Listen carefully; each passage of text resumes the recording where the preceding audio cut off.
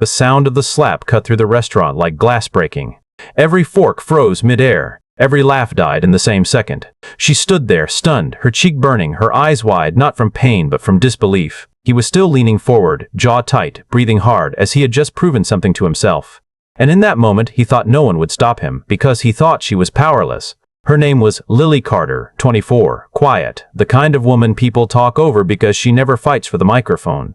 She worked as a junior event coordinator in downtown Chicago, long hours, low pay, and a boss who smiled in public and ruled with fear in private.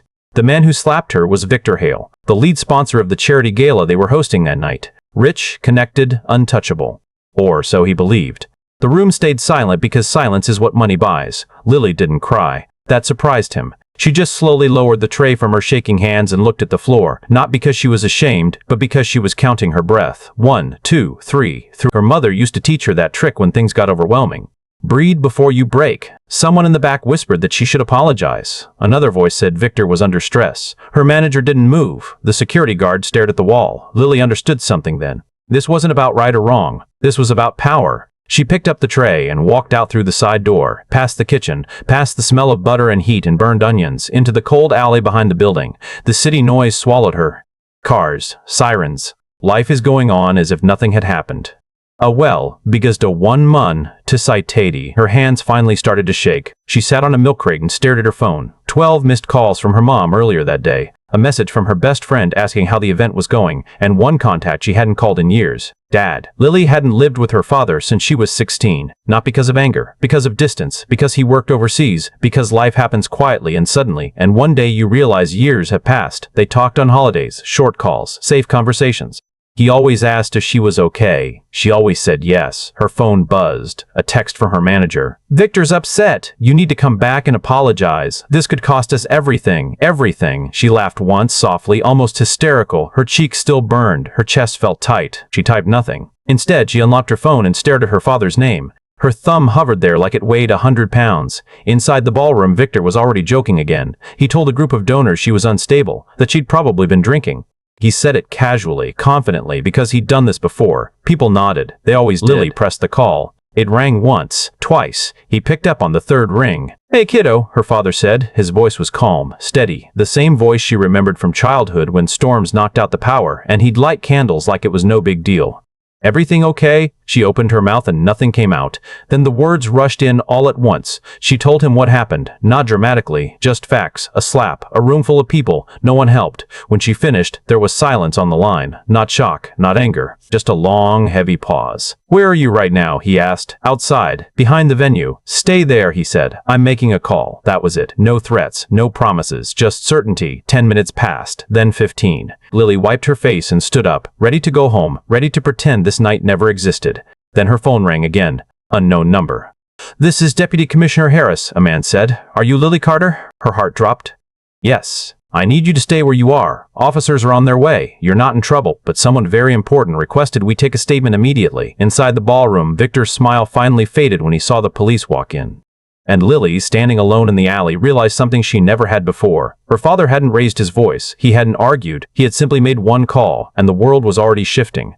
The first police car didn't use sirens. It rolled into the alley quietly, lights off, like it didn't want to announce itself. 2 officers stepped out, calm but alert, eyes already scanning the space. Lily felt suddenly small, her back against cold brick, her hands clenched together to stop them from shaking again. Inside, the gala had frozen mid-performance. Music cut, conversations collapsed into whispers. Victor Hale stood near the bar, confused, offended, already rehearsing his version of the truth. He laughed once when he saw the uniforms, like this was some misunderstanding that would disappear as soon as he spoke. It didn't. The officers walked straight past the donors, past the event staff, past Lily's manager, who opened his mouth and then closed it again. One officer stopped directly in front of Victor. Sir, we need to speak with you, Victor smiled.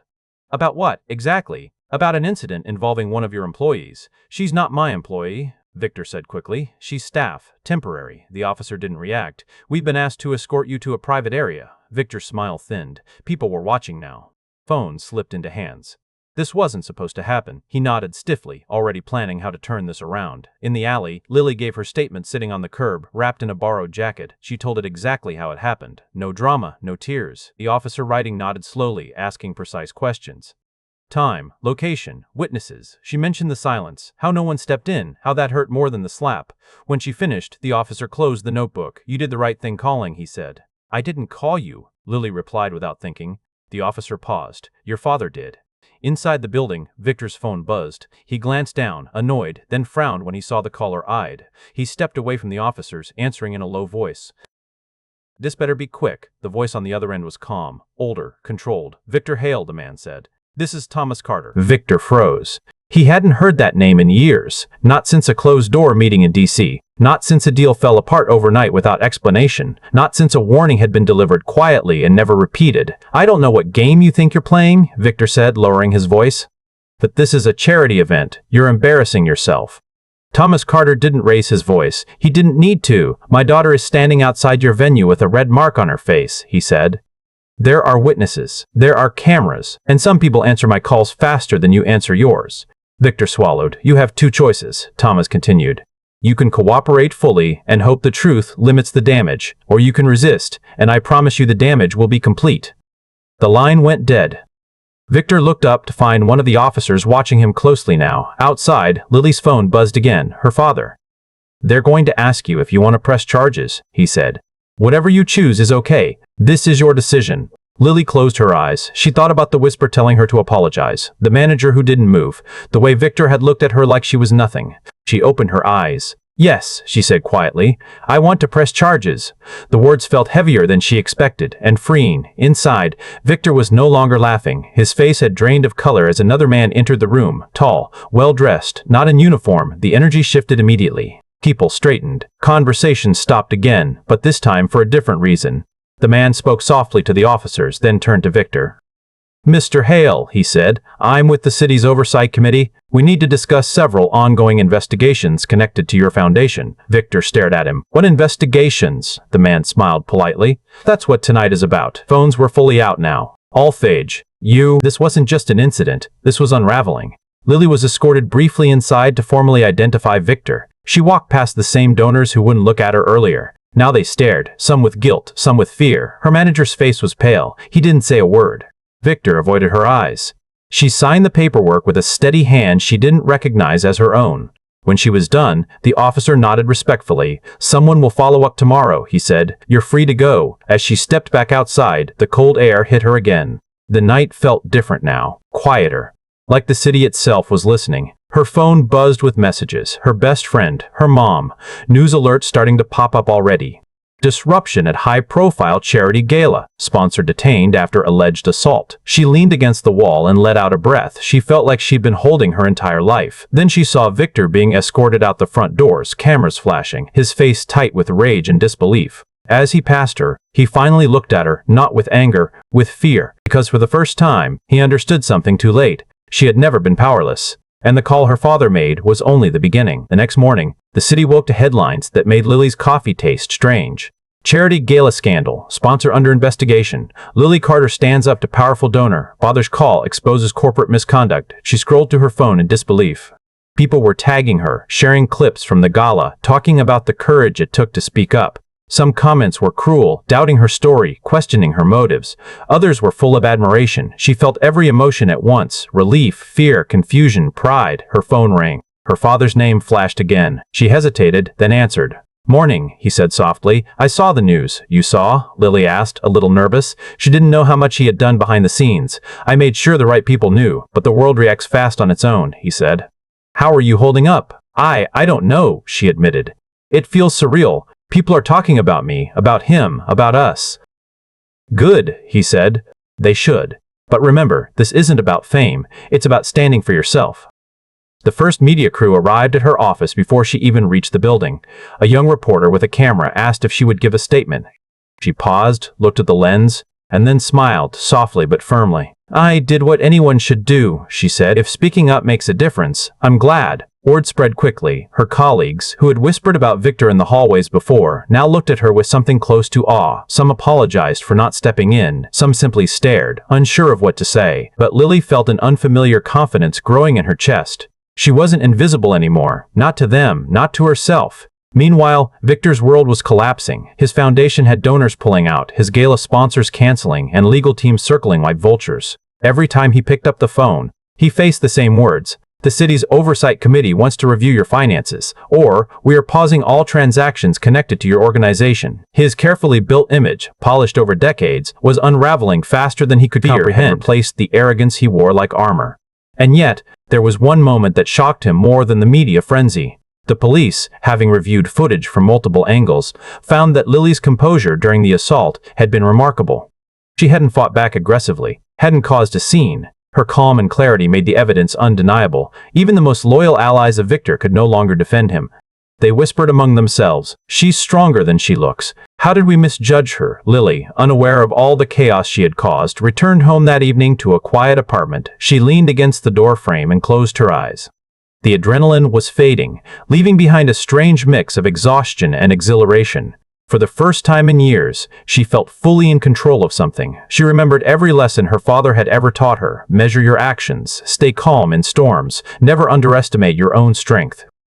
And now she understood why. Because power doesn't always come from force. Sometimes it comes from the quiet certainty that you are ready to act when it matters most. That night, she received an unexpected visitor. Her mother had driven from a neighboring suburb, worry etched on her face, relief in her eyes. "Lily," she said, hugging her tightly, "I saw what happened. I'm proud of you." Lily hugged her back, and for the first time in years, the tension between them felt lighter. There were no lectures, no scolding, just warmth and understanding. Later, as the city lights glimmered outside her window, Lily reflected on the events. She realized something vital. Fear only has the power we give it. Victor had assumed she would be silent, assumed she was powerless. But standing firm, refusing to back down, had already changed the course of many lives, not just hers, but those who had watched quietly, waiting for someone to lead. The following day, the story exploded further online. Interviews with witnesses, anonymous staff, even Victor's own colleagues highlighted Lily's courage. Messages of support poured in from strangers, friends, and people who had faced similar situations. Each message was a reminder that sometimes the smallest act of bravery could ripple through a world that often feels indifferent. And yet, amid all the attention, Lily's father remained calm. "Don't let the noise distract you," he said when she called that evening. "This isn't about recognition, it's about doing what's right." His words grounded her. She realized the lesson wasn't about punishment or revenge. It was about integrity, strength, and the courage to speak when others stay silent.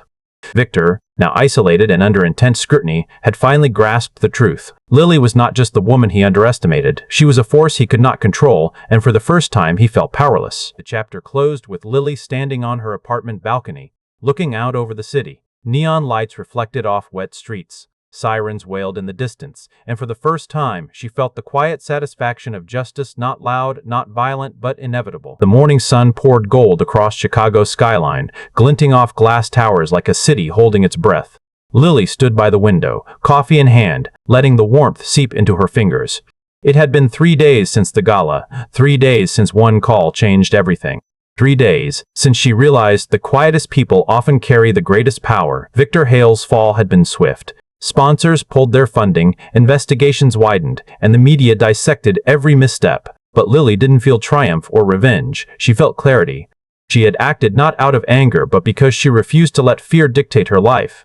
And now, watching the world react, she understood the real lesson. Strength isn't loud. Strength is steady, deliberate, and grounded in principle. Her phone buzzed. Her father, she answered, smiling.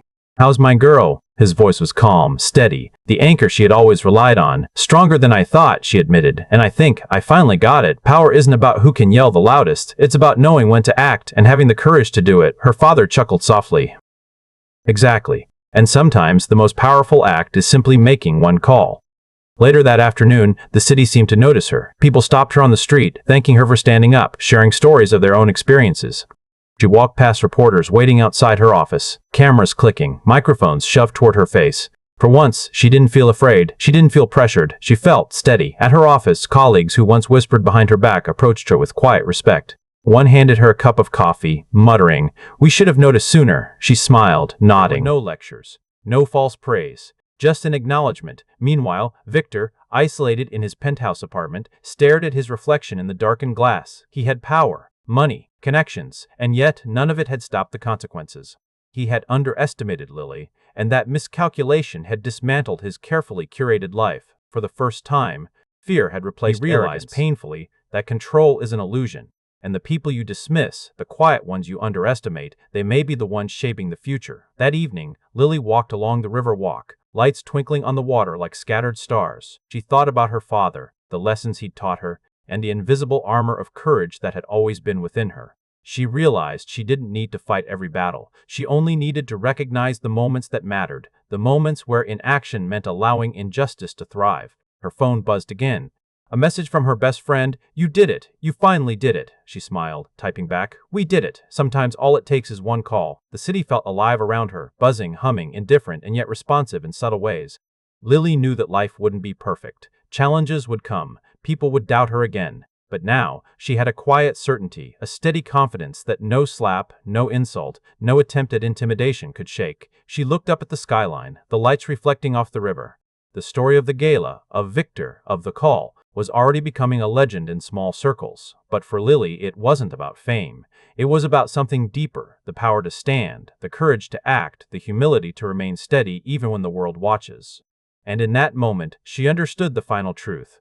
Power is not what others give you. It is what you recognize within yourself. One call, one decision, one refusal to be silenced, it can change everything. The wind brushed her face, a soft, warm reminder that as she walked away from the river, from the lights, from the chaos, she carried a quiet victory no headline could ever capture. Because sometimes the strongest people are the ones the world thought were powerless.